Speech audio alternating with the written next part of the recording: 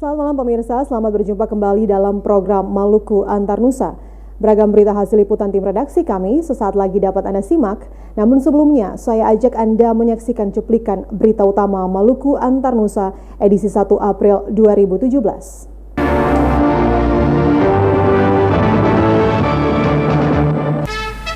Dua kapal ilegal fishing siang tadi ditenggelamkan Menteri Kelautan dan Perikanan Republik Indonesia. Stok bahan bakar minyak di Maluku mencukupi kebutuhan hingga beberapa bulan ke depan.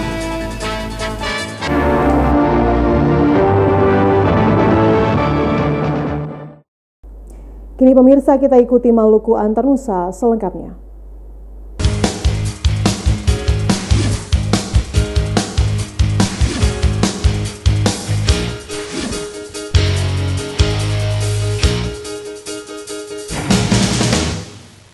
Pemirsa, dua kapal illegal fishing siang ini waktu Indonesia telah ditenggelamkan.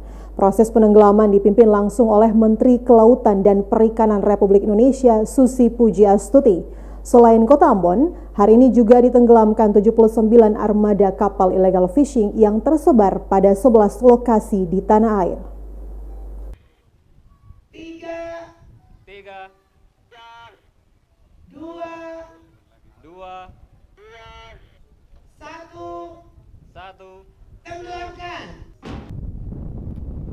Lokasi penenggelaman dua kapal illegal fishing milik Thailand itu dipusatkan di perairan Mamala Morela, Pulau Ambon, Kabupaten Maluku Tengah, sekitar pukul 11:30 waktu Indonesia Timur.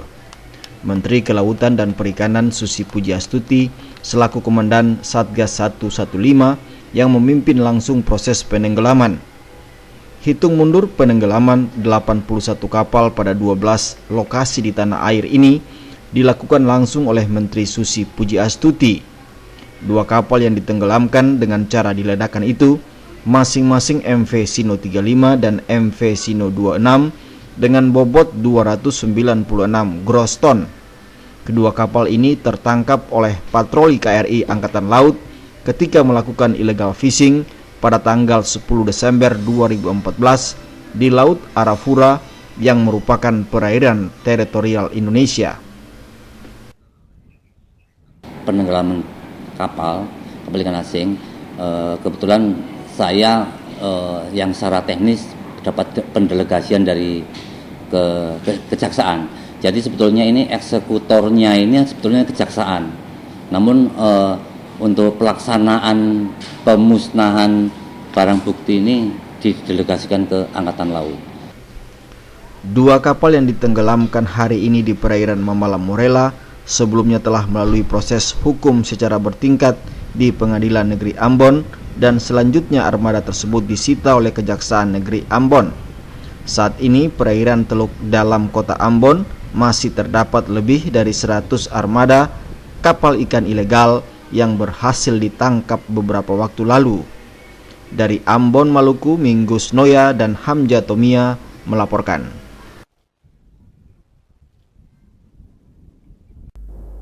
Satuan Tugas 115 di bawah Komando Menteri Perikanan dan Kelautan Susi Pujiastuti menenggelamkan 81 kapal yang terbukti melakukan illegal fishing. Kapal yang ditenggelamkan itu 75 buah di antaranya berbendera asing, sementara 6 lainnya berbendera Indonesia.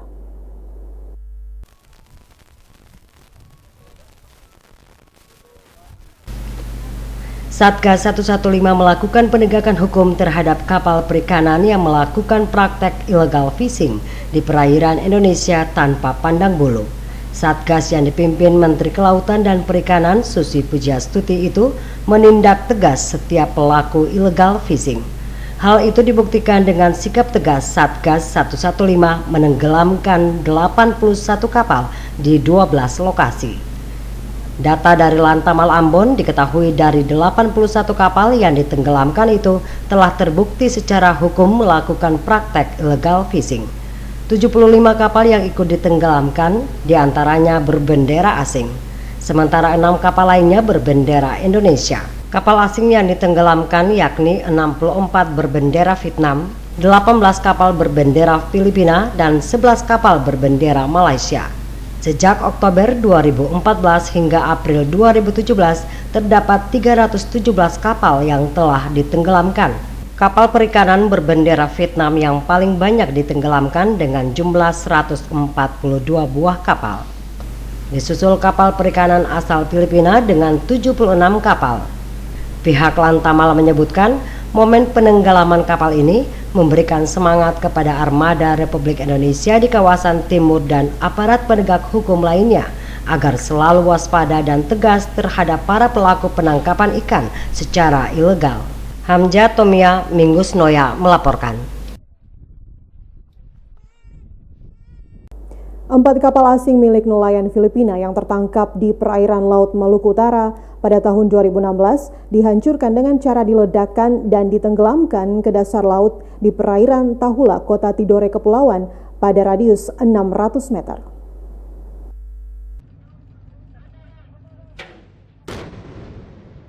Empat kapal illegal fishing milik nelayan Filipina yang tertangkap di perairan Laut Maluku Utara oleh TNI Angkatan Laut pada tahun 2016 kini dihancurkan dengan cara diledakkan dan ditenggelamkan di perairan Tanjung Tahula, Kota Tidore, Kepulauan siang tadi. Peledakan kapal ini terjadi pada jarak radius 600 meter dari bibir pantai.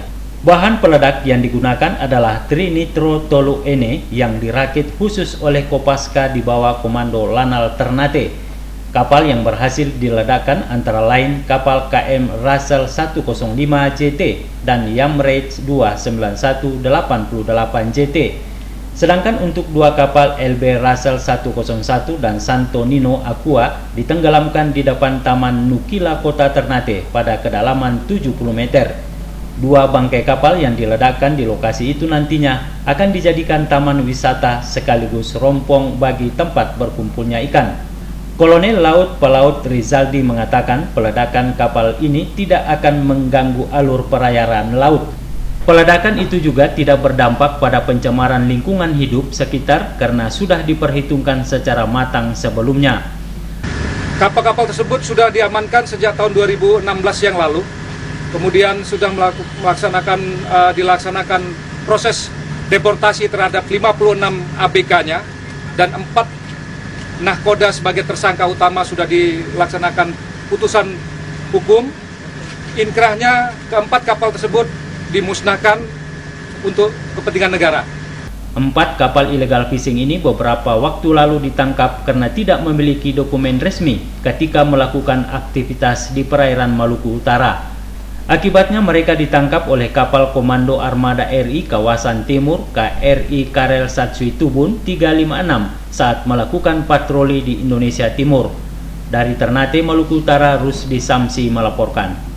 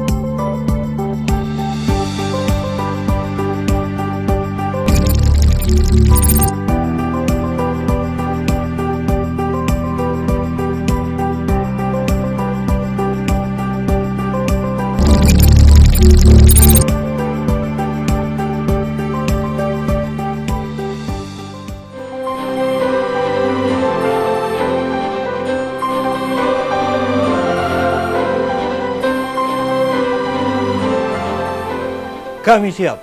Kami siap. Kami siap. Kami siap. Kami siap. Kami siap. Melalui momentum HUT ke-24 TVRI Maluku, kami tingkatkan pelayanan kepada masyarakat Maluku dengan meningkatkan penyiaran melalui saluran digital 8-10 jam per hari. Siaran digital merupakan pengembangan dari siaran live streaming yang sudah dilakukan sejak Oktober 2016 yang lalu. Live streaming merupakan solusi terbaik untuk memberikan pelayanan kepada masyarakat Maluku yang berada di belahan dunia manapun. Karena dengan kemajuan teknologi informasi sekarang memungkinkan dunia dalam genggaman.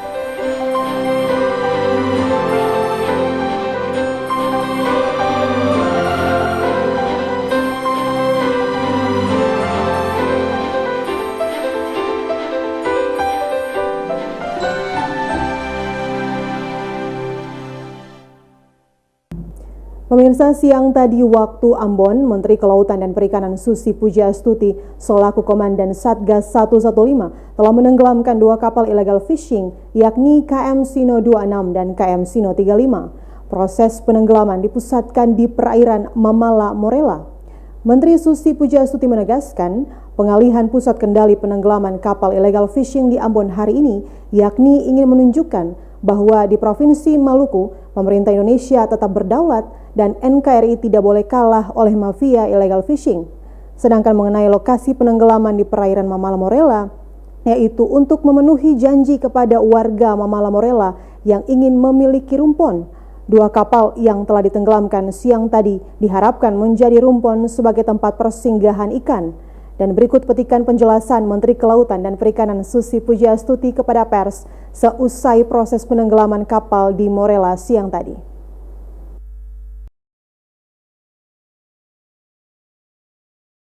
Selama 2 tahun kita mengikuti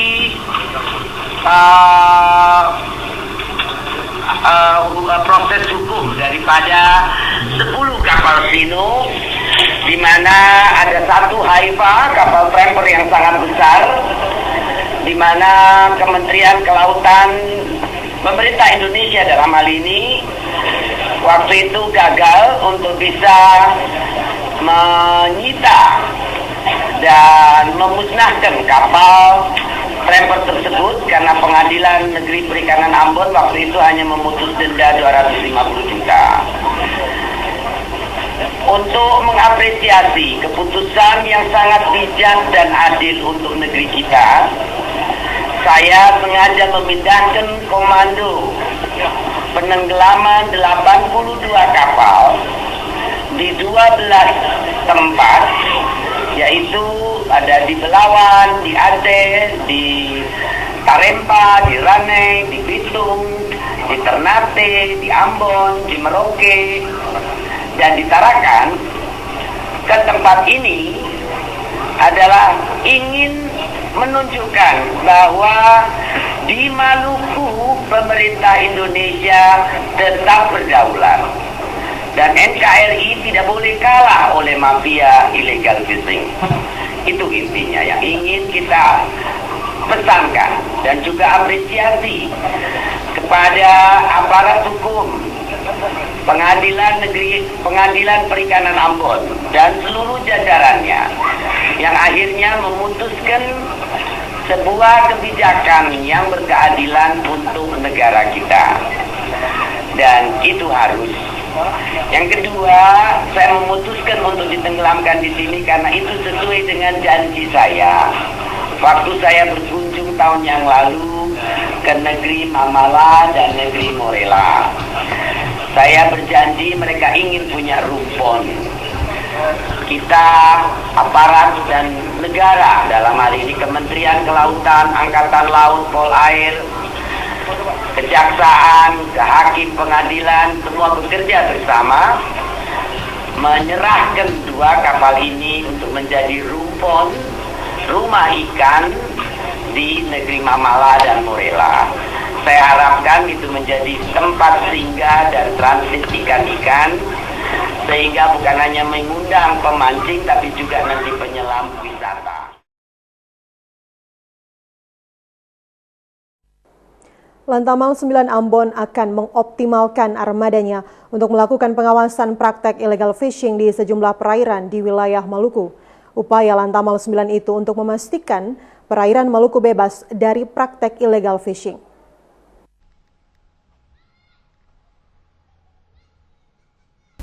Komandan Lantamal 9 Ambon Laksamana TNI Nur Singgi Prahartono mengemukakan wilayah Maluku memiliki perairan yang sangat luas.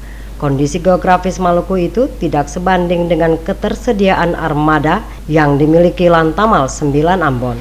Meski demikian, Lantamal 9 akan mengoptimalkan armada yang ada untuk mengawal perairan Maluku dari praktek illegal fishing.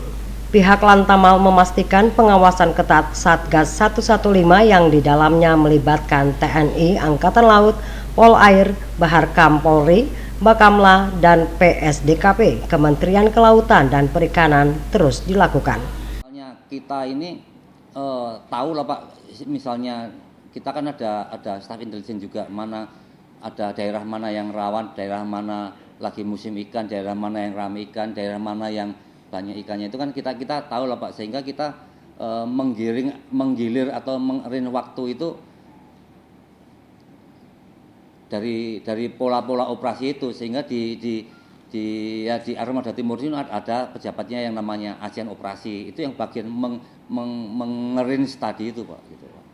Jadi kalau dibilang kurang itunya masih kurang ya kurang, namun kita kan bisa memaksimalkan dengan kondisi yang ada kan gitu. Dengan pengawasan ketat itu, saat ini di perairan Banda dan Laut Arafura tidak lagi ditemukan kapal asing yang melakukan illegal fishing. Hamzah Tomia dan Devi bin Umar melaporkan. Persediaan bahan bakar minyak seperti premium, Pertamax, dan minyak tanah pada sejumlah SPBU dan pengecer di Kota Ambon aman hingga beberapa bulan ke depan. Hal itu diungkapkan Sales Eksekutif Industri dan Marine Maluku Ibnu Kautsar.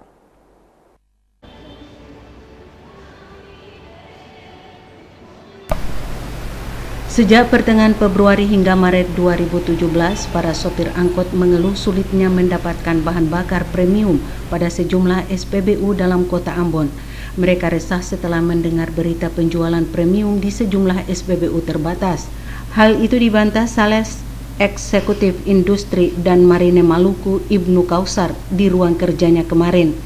Ibnu Kautsar mengatakan stok bahan bakar minyak yakni premium, Pertamax, Pertalite, dan minyak tanah stoknya cukup hingga beberapa bulan ke depan.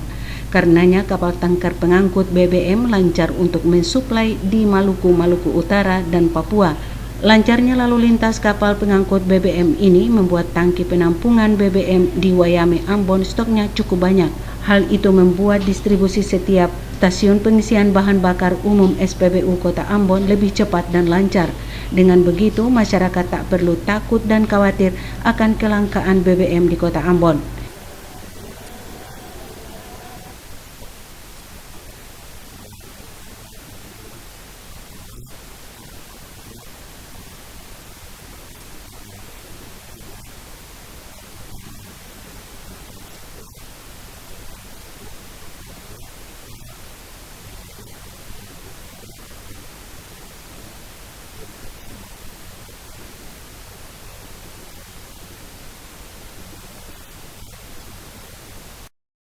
Isu kelangkaan akan BBM di Kota Ambon membuat masyarakat di sekitar Waiheru untuk membeli minyak tanah di salah satu pengecer di wilayah itu. Nyonya Ratna, pengecer minyak tanah, heran atas kelangkaan minyak tanah. Dirinya mengungkapkan minyak tanah di agen cukup banyak dan stabil, jadi tidak mungkin terjadi kelangkaan. Bila ada kelangkaan, pengecer diberitahukan oleh agennya. Namun hingga kini tidak ada informasi. Bila ada kelangkaan BBM, para pengecer tidak boleh menaikkan harga di lapangan. Saat ini 1 liter minyak tanah dijual dengan harga Rp3.300 per liter. 1 gen minyak tanah yang isinya 5 liter harganya Rp17 hingga Rp18.000.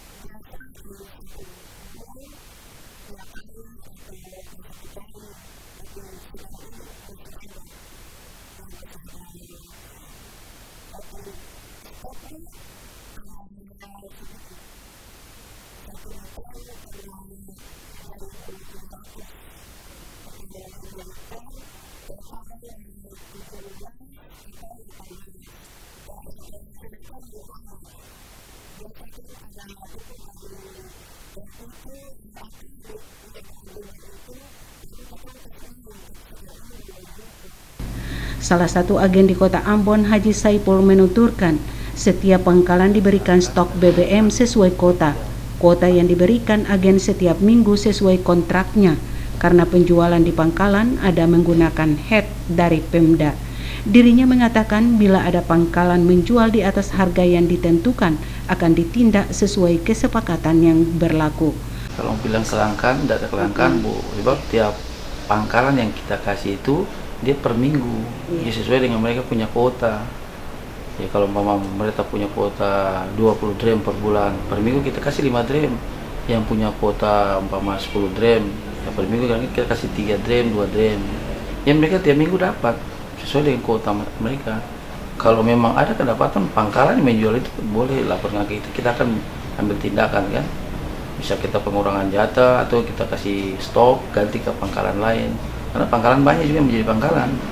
Ya mungkin kalau yang harga 20 itu kalau saya rasa kalau pangkalan yang menjual itu salah. Kalau pengecer kita tidak tahu ya, karena tidak ada kontrak dengan kita. Kalau kontrak dengan kita itu ya sesuai dengan Pemda. Ya kita ambil tindakan, pertama kita kasih teguran. Kalau teguran tidak tindakan ya kita putus hubungan. Kita akan mengangkat pangkalan lain lagi gitu. Karena banyak pangkalan yang pengen menjual kan.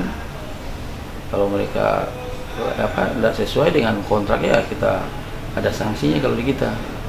Rahmalatu Konsina dan Junaidi Asril melaporkan.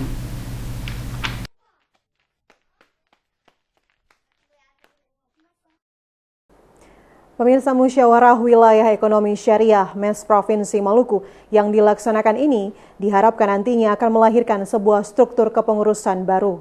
Selain itu juga mampu menghasilkan program terobosan terhadap kompleksitas persoalan pengelolaan sumber daya kedermawaan umat Islam di Maluku.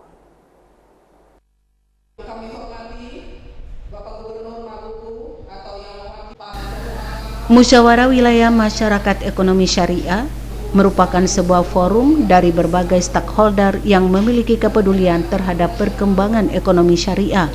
Muswil MES ini digelar pagi tadi bertempat di lantai 7 kantor Gubernur Maluku, dihadiri 168 peserta yang terdiri dari tokoh agama, masyarakat, para penggiat ekonomi, syariah, para akademisi, birokrat, unsur regulator OJK, BI, dan pelaku jasa keuangan syariah yang ada di Kota Ambon. Ketua Panitia Abdul Manan Latu Konsina melaporkan kegiatan yang berlangsung ini dengan agenda utama adalah pemilihan ketua umum dan menyusun kepengurusan baru MES Provinsi Maluku periode 2017-2020. Periodisasi pengurus MES Maluku yang dilakukan sesuai anggaran dasar dan anggaran rumah tangga MES selama 3 tahun ke depan. Ketua Statur MES Maluku yang juga manajer Bank Muamalat Cabang Ambon, Bambang Hermanto, mengatakan musyawarah ekonomi syariah ini nantinya tidak saja melahirkan sebuah struktur kepengurusan baru yang lengkap, akan tetapi lewat musyawarah ini mampu menghasilkan program terobosan, kebijakan strategis, dan rekomendasi terhadap kompleksitas persoalan pengelolaan sumber daya kedermawanan umat Islam di Maluku. Gubernur Maluku yang diwakili staf ahli bidang pemerintahan Dr. Epko Dubun mengatakan dengan aktifnya kembali lembaga masyarakat ekonomi syariah itu berarti umat Islam di Maluku telah memperoleh tambahan nutrisi dalam pengelolaan sumber daya kedermawanan umat Islam di Maluku. Hal ini perlu disyukuri sebab dengan tambahan nutrisi sumber daya kedermawanan umat Islam di Maluku akan bertambah kemampuannya dalam mengelola potensi sumber daya filantropi umat Islam di Maluku.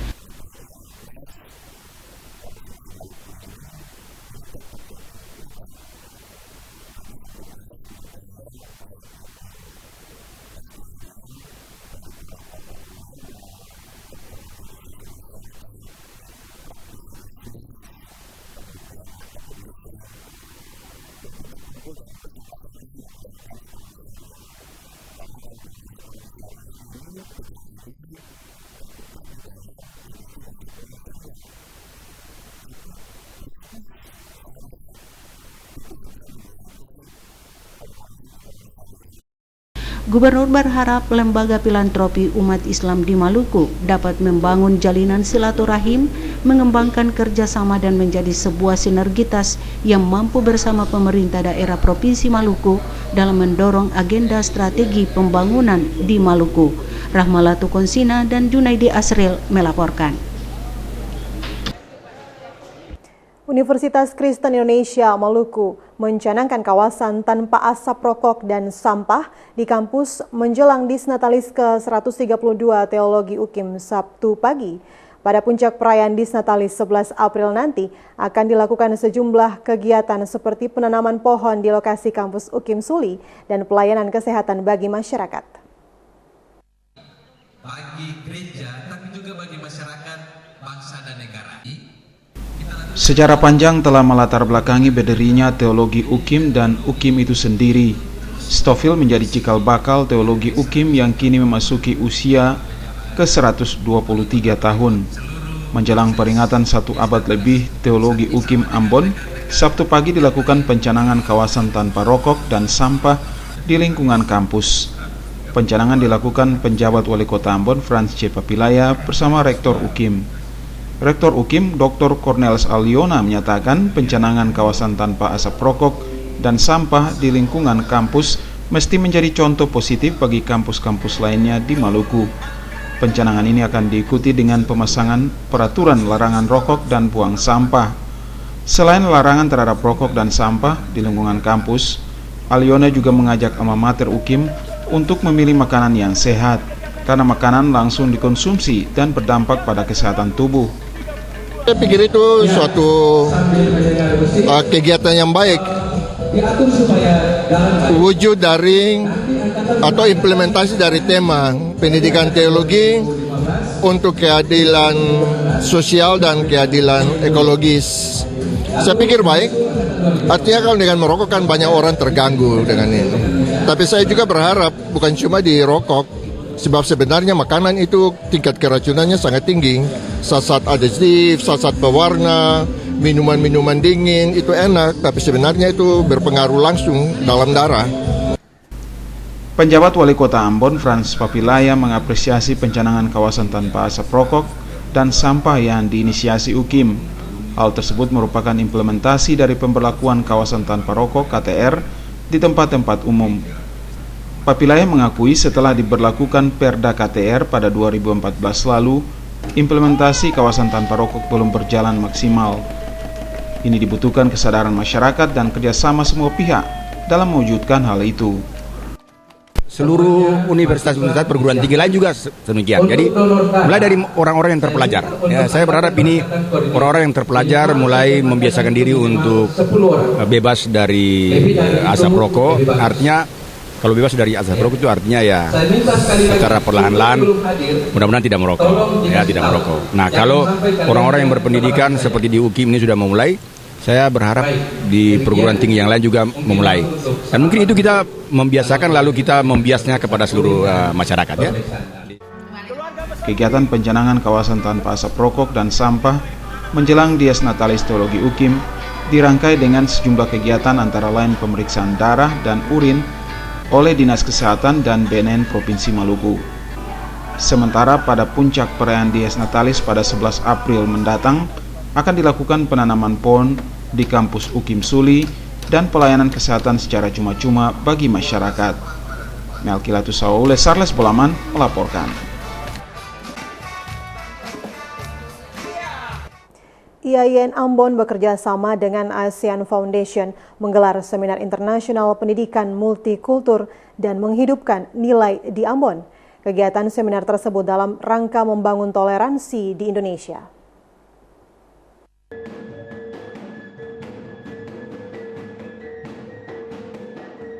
Seminar Internasional Pendidikan Multikultur dan Menghidupkan Nilai yang digelar IAIN Ambon bersama ASEAN Foundation melibatkan Rektor Universitas Islam Negeri dan IAIN se-Indonesia. Selain itu, kegiatan seminar tersebut juga dihadiri oleh pengelola Magister Pendidikan Islam. Rektor IAIN Ambon Hasbullah Tuesuta mengatakan, kegiatan seminar internasional yang bertemakan pendidikan multikultur dan menghidupkan nilai ini merupakan upaya IAIN Ambon menunjukkan kepada masyarakat luar bahwa Maluku saat ini sudah semakin kondusif. Melalui seminar ini diharapkan toleransi umat beragama di Maluku akan menjadi cerminan bagi kokohnya toleransi antar umat beragama di Indonesia. Hal yang sama juga disampaikan oleh Direktur Asian Foundation Dodi. Menurut Dodi, sejak tahun 2010 hingga 2017, program utama Asian Foundation adalah mendukung terbangunnya toleransi di Indonesia. Maluku yang sempat terpuruk beberapa waktu lalu kini telah bangkit dan mengedepankan toleransi yang cukup tinggi di antara hidup orang basudara di daerah ini. Toleransi yang ditunjukkan masyarakat Maluku saat ini diharapkan bisa menghantarkan Maluku sebagai daerah percontohan toleransi antar umat beragama di Indonesia. Saat membuka seminar pendidikan multikultur ini, Gubernur Said Assegaf mengatakan pemerintah Provinsi Maluku merasa bangga karena dipilih sebagai lokasi kegiatan seminar internasional menyangkut pendidikan multikultur dan menghidupkan nilai. Bagi Maluku, seminar ini sangat strategis untuk menunjukkan kepada dunia bahwa Maluku kini sudah semakin aman, damai, dan menjunjung toleransi. Begitu tingginya masyarakat Maluku menjunjung toleransi, maka pemerintah provinsi akan membangun perkampungan multi etnis di daerah ini. Hal itu dilakukan sebagai upaya mendorong pemerintah pusat untuk menjadikan Maluku sebagai laboratorium kerukunan umat beragama di Indonesia. Pada pembukaan seminar ini tampil pula Kiai Jawawi, seorang sastrawan yang tampil membawakan orasi kebudayaan dengan tema pentingnya menggunakan hati, rohani, dan akhlak dalam membangun negeri. Frida Raiman Hamzah melaporkan. Ratusan kafilah musabakah tilawatil Quran tingkat Kabupaten Maluku Tengah mengikuti pawai taruf yang berlangsung di negeri Tulehu pagi tadi. Pawai taruf itu berlangsung meriah dengan iringan marching band dari Mandua dan MTS Tulehu.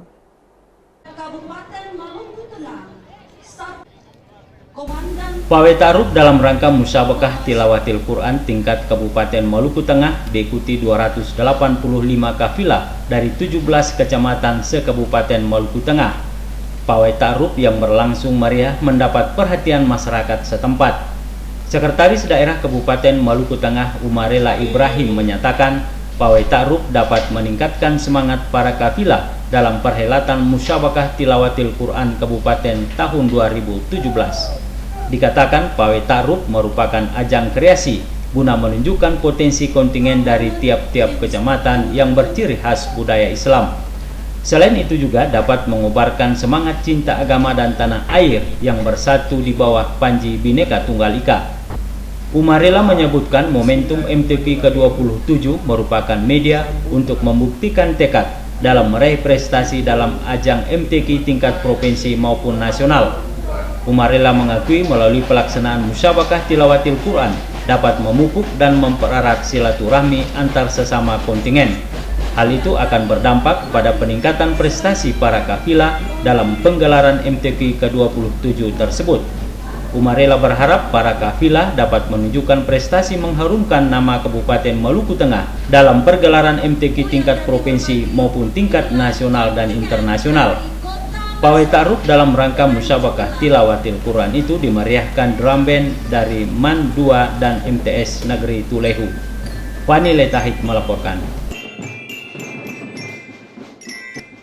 Pemirsa, peringatan Hari Patimura tahun ini yang rencananya dipusatkan di Saparua, Maluku Tengah akan diwarnai dengan peluncuran prangko berdesain pahlawan nasional Patimura.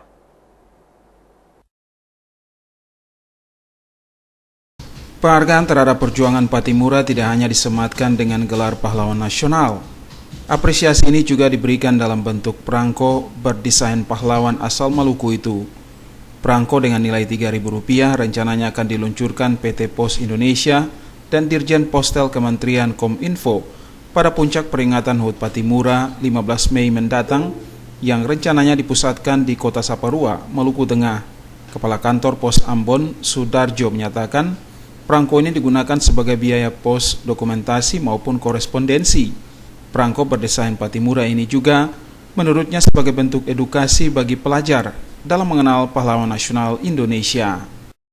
PT Pos Indonesia dengan Dirjen Postel Kementerian Komunikasi dan Informasi akan meluncurkan perangko dengan desain Patimura, yang mana rencananya launching akan dilakukan tanggal 15 Mei 2017. Perangko yang dicetak dengan desain Patimura itu dengan nilai kopur nominal Rp3.000, yang mana ini bisa jadi sarana untuk korespondensi untuk pelunasan biaya pengeposan, dokumen, surat, dan sebagainya, sehingga masyarakat bisa lebih mengenal pahlawan kita dari Provinsi Maluku. Sudarjo menyebutkan perangko berdesain Patimura ini akan dicetak sebanyak 1 juta lembar. Selain perangko, ada juga kartu pos berdesain Patimura. Dari sisi filatelis, perangko ini akan digunakan sebagai pelengkap koleksi para penggemar perangko. Melkilatus Saule, Sarles Bulaman melaporkan. Forum Perguruan Tinggi Pengurangan Risiko Bencana akan terus membangun jaringan dengan para pemangku kebijakan di seluruh kabupaten kota di Provinsi Maluku. Hal itu dimaksudkan guna meminimalisir risiko bencana di daerah masing-masing.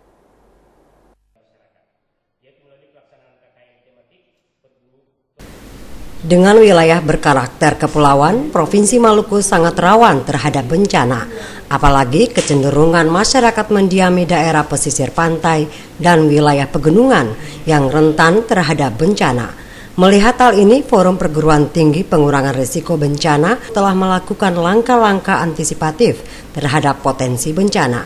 Upaya penguatan dan peningkatan kapasitas pemangku kepentingan dan masyarakat telah dilakukan Forum Perguruan Tinggi Pengurangan Risiko Bencana Provinsi Maluku di 11 kabupaten kota di Maluku.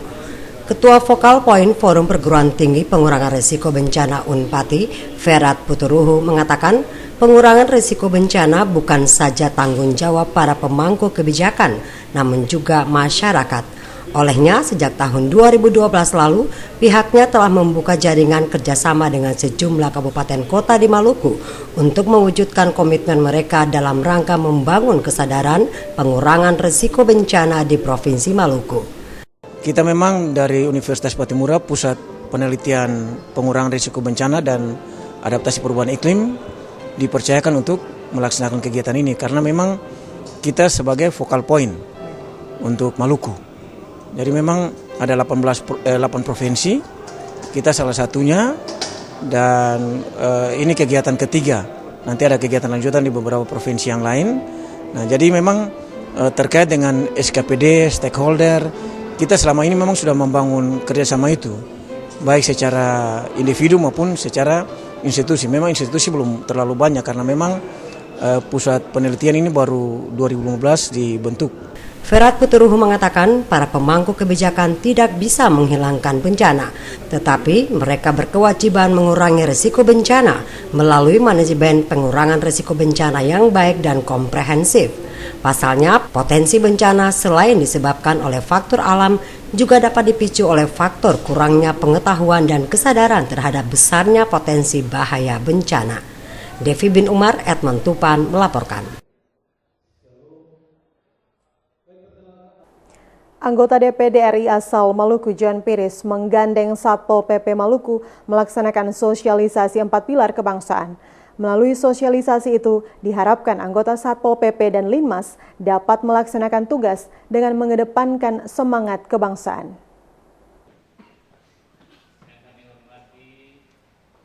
Sosialisasi 4 pilar kebangsaan yang meliputi Pancasila, Undang-Undang Dasar 1945, Negara Kesatuan Republik Indonesia dan Bhinneka Tunggal Ika kini terus dilakukan oleh DPD RI di seluruh wilayah Indonesia termasuk Maluku. Di Maluku, sosialisasi 4 pilar kebangsaan RI yang dilakukan anggota DPD RI juga melibatkan jajaran Satpol PP Provinsi dan Linmas. Kepala Satpol PP Provinsi Maluku Yusuf Putirulan mengaku bangga Satpol PP dilibatkan dalam kegiatan itu. Melalui sosialisasi ini diharapkan jajaran Satpol PP dan Linmas Maluku dapat bekerja dengan tetap mengedepankan semangat kebangsaan. Saat membuka sosialisasi ini, anggota DPD RI asal Maluku John Piris mengatakan sosialisasi 4 pilar kebangsaan yang menjadi program prioritas dari DPD RI setiap tahun bertujuan membentuk karakter bangsa yang kuat. Sejumlah permasalahan bangsa seperti korupsi yang marak terjadi saat ini membuktikan pemahaman terhadap 4 pilar kebangsaan di masyarakat sudah semakin pudar. Kondisi ini telah mendorong DPD RI untuk turun ke masyarakat guna mengkampanyekan kembali 4 pilar kebangsaan yang diharapkan jadi modal dan kekuatan bagi terwujudnya jati diri bangsa yang kuat. Kepada jajaran Satpol PP dan Limas di Maluku, John Piris berharap bisa menjadi ujung tombak dalam mengaplikasikan 4 pilar kebangsaan dalam kehidupan sehari-hari. Frida Raiman, Hamsa melaporkan.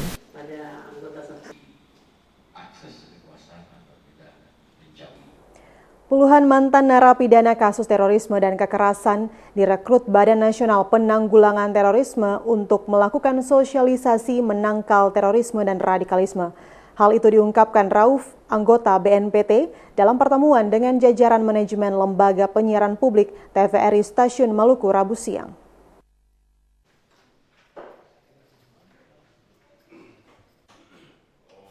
Badan Nasional Penanggulangan Terorisme BNPT tidak pernah ragu dengan program deradikalisasi terhadap napi terorisme.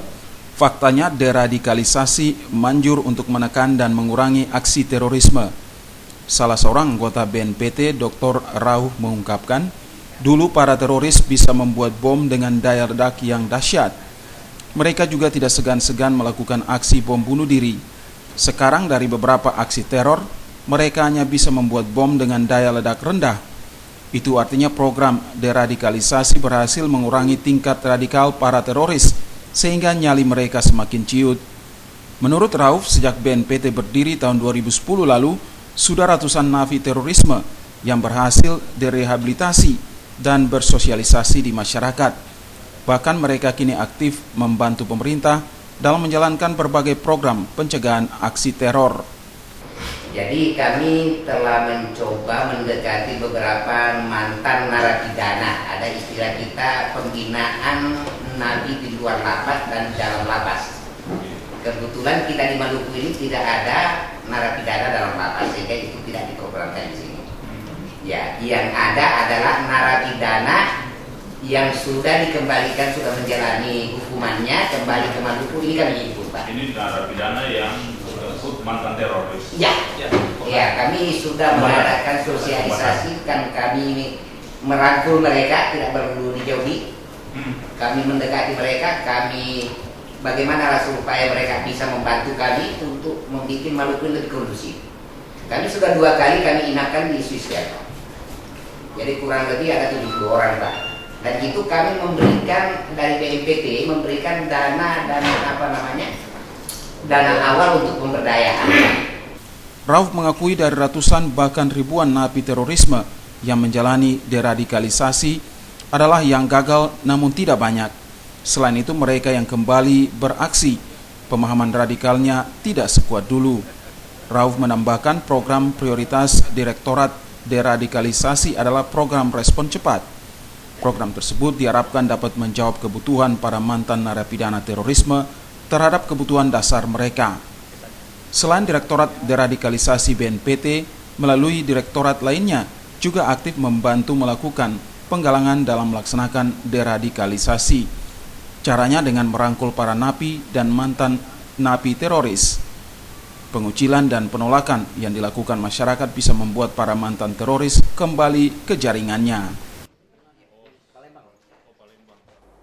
Pemirsa, lampu penerangan jalan umum di sejumlah ruas jalan di Kota Ambon mengalami kerusakan.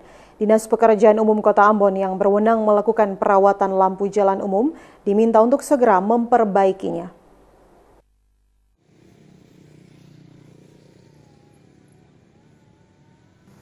Salah satu program prioritas pemerintah Kota Ambon 5 tahun lalu adalah bersih di siang hari dan terang di malam hari. Implementasi dari program terang di malam hari, pemerintah Kota Ambon telah menyediakan fasilitas penerangan di jalan umum maupun lorong pemukiman penduduk. Namun belakangan ini sejumlah lampu penerangan jalan umum di beberapa ruas jalan padam. Misalnya di Jalan Dr. J. Laimena Poka depan kampus Unpati. Di ruas jalan itu gelap gulita karena lampu penerangan jalan di lokasi itu tidak berfungsi. Kepala Dinas Pekerjaan Umum Kota Ambon, Bruri Nanulaita, mengakui adanya sejumlah lampu penerangan jalan umum yang rusak. Namun lampu di Jalan Dr. J. Laimena bukan menjadi kewenangan Dinas Pekerjaan Umum Kota Ambon. lampu jalan itu masih tanggung jawab Balai Jalan dan Jembatan karena hingga kini belum diserahkan kepada pemerintah Kota Ambon. Bu Ruri Nanulaita minta Balai Jalan dan Jembatan menyerahkan lampu jalan itu kepada pemerintah Kota Ambon agar perawatannya dapat dilakukan dengan baik. Setelah berdasarkan hasil survei, ada beberapa lokasi yang memang lampu jalan ada terganggu. Terganggu itu diakibatkan karena kabel tanah. Yang pertama, dan itu diharapkan dalam waktu dekat ini tetap akan dilakukan perbaikan-perbaikan untuk kembalikan ke kondisi semula. Khusus untuk di lokasi di depan kampus, itu kan memang ada lampu-lampu jalan yang dipasang oleh balai jalan bersamaan dengan jembatan-jembatan merah putih. Dan diharapkan ini kan sebenarnya kan masih tetap merupakan kewenangan dari balai jalan. Nah, kami harapkan agar balai jalan itu bisa sesegera mungkin serahkan itu ke pemerintah kota untuk nantinya merupakan aset pemerintah kota, tanggung jawab pemerintah kota. Kalaupun mati bisa pemerintah kota perhatikan, kira-kira begitu. Nanulaita mengemukakan lampu penerangan jalan di sejumlah tempat yang menjadi kewenangan pemerintah Kota Ambon segera diperbaiki. Pemerintah Kota Ambon juga akan memasang lampu di jalan utama dan lorong secara bertahap sesuai anggaran yang tersedia. Hamzah Tomia melaporkan. Pemerintah Seram bagian timur menggelar seleksi penerimaan personil Satuan Polisi Pamong Praja. Seleksi ini dilakukan untuk menambah jumlah personil guna mengamankan aset dan menegakkan peraturan daerah di kabupaten itu.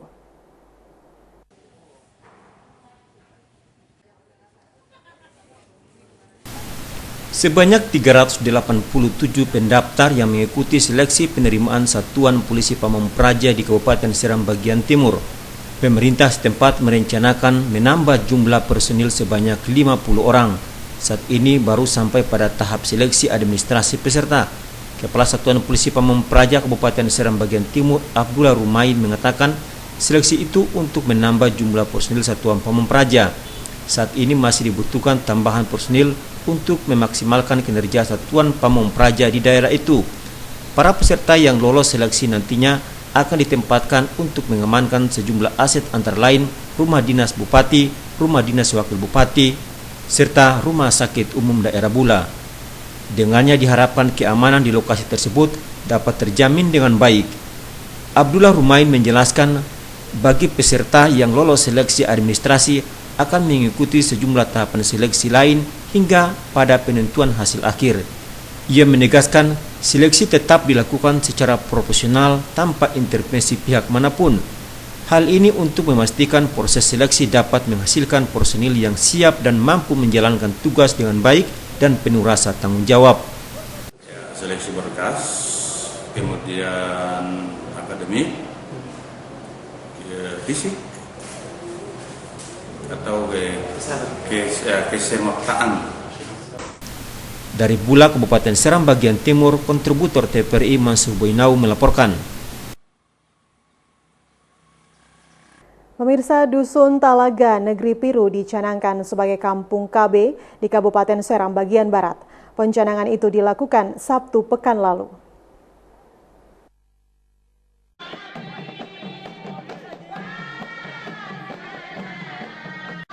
Penjabat Bupati Seram bagian barat, Ujire Halid, mengatakan pemerintah serius menyukseskan agenda pembangunan termasuk gerakan keluarga berencana secara nasional. Pencanangan Kampung KB merupakan salah satu bukti keseriusan pemerintah itu. Pencanangan ini sangat penting dalam rangka keterpaduan program kependudukan dan keluarga berencana serta pembangunan di desa, dusun atau RT RW. Dusun Talaga di Negeri Piru dibanding tepat untuk dicanangkan sebagai Kampung KB dari 11 dusun yang dipantau untuk meningkatkan kualitas hidup masyarakat di sana berbasis keluarga. Dengannya diharapkan dapat meningkatkan indeks pembangunan manusia sekaligus menurunkan angka kemiskinan demi tercapainya kesejahteraan masyarakat di Seram bagian barat. Ke depan apa yang sudah dicanangkan oleh pemerintah itu khususnya mengenai pengendalian pertambahan penduduk itu bisa teratasi. Nah, untuk itu pelaksanaan di lapangan apa? Kita harus sukseskan program ini. Masyarakat harus diajak untuk bisa ber-KB dengan keluarga sejahtera. Cukup 2 anak saja.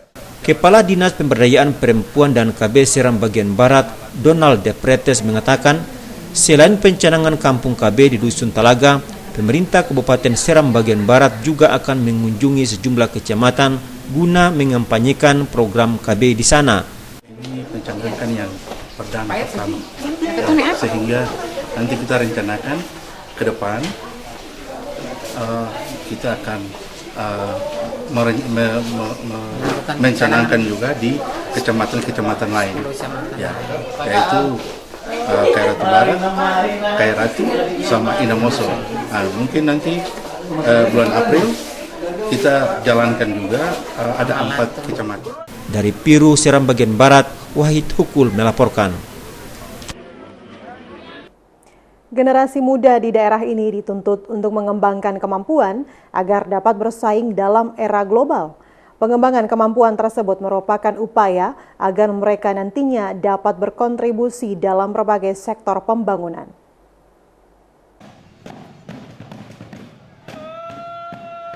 Potensi yang dimiliki generasi muda merupakan aset masa depan yang harus dioptimalkan. Oleh karena itu diperlukan berbagai upaya agar mereka dapat mengembangkan kemampuan sehingga dapat bersaing dalam era global.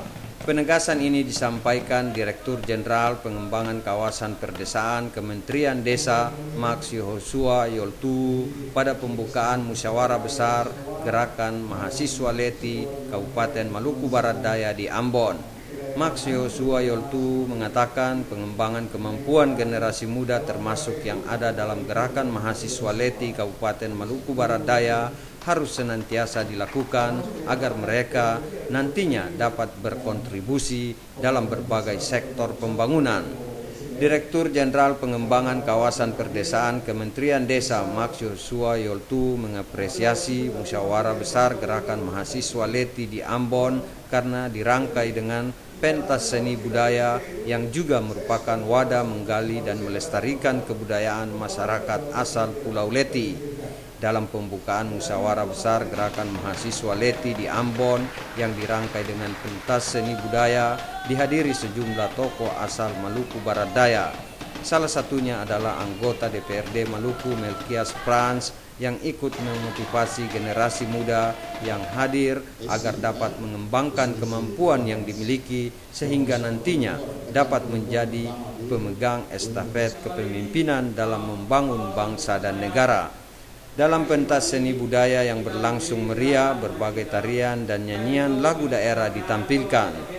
Pentas seni budaya ini merupakan upaya merajut kebersamaan sehingga kebudayaan yang dimiliki masyarakat asal Pulau Leti yang belum dikenal luas masyarakat dapat ditingkatkan.